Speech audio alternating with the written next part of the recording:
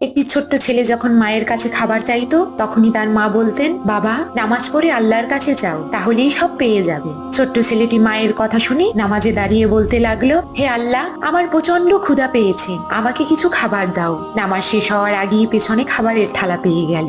এমনি ভাবে সে খুব আল্লাহ ভক্ত হয়ে যায়। হঠাৎ একদিন ছেলেটির মা এক আত্মীয়ের বাড়ি গিয়ে ফিরতে পারলেন না। তিনি কাঁদতে লাগলেন, এই ভেবে যে আজ যদি ছেলে খাবার না পায় তাহলে তো আল্লাহর উপর তার বিশ্বাসটা নষ্ট হয়ে যাবে। এতদিন তো মাই তার ছেলের পিছনে খাবার রাখতো, কিন্তু আজ কি হবে? পরদিন খুব সকালে মা বাড়িতে এসে ছেলেকে জিজ্ঞেস করলেন, তুমি কি গতকাল খাবার পেয়েছো বাবা? ছেলেটি বলল, হ্যাঁ মা, খেয়েছি। মা অবাক হয়ে জিজ্ঞেস করলেন, কিন্তু কিভাবে? ছেলেটি বলল, কেন মা, এতদিন যেভাবে খেয়েছি, বরং গতকাল সবচাইতে সুস্বাদু খাবার খেয়েছি। নামাজ শেষ করার আগেই খাবারের সুঘ্রাণ আমার নাকে আসে, তখনই বুঝতে পারি আমার খাবার এসে গেছে। ছেলেটির মুখে এই কথা শুনে মা সাথে সাথে নামাজে দাঁড়িয়ে আল্লাহর কাছে শুকরিয়া আদায় করল।